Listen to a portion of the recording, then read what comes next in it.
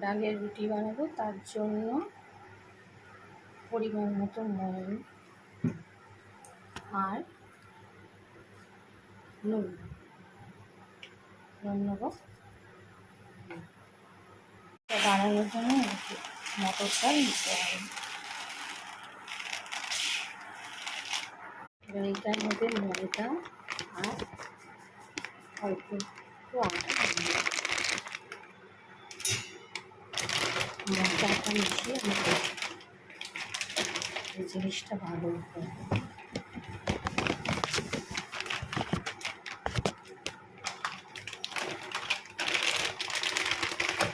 এই ডালটা একটু সেদ্ধ করে নিতে হবে অল্প জল দিয়ে, আর পরিমাণ মতো নুন দিয়ে এটাকে সেদ্ধ করে দেবে। ধনে পাতা লাগবে, আদা আর লঙ্কা লাগবে। লঙ্কাটা একটু মিক্সিতে দিয়ে নেব। আটাটা একটু মাখবো।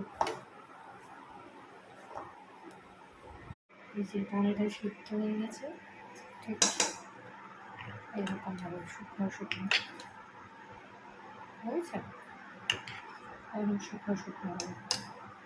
যেখানে ডালটার মধ্যে এই আদা লঙ্কা দিয়ে দেবো, দিয়ে এটার সাথে মিশাবো।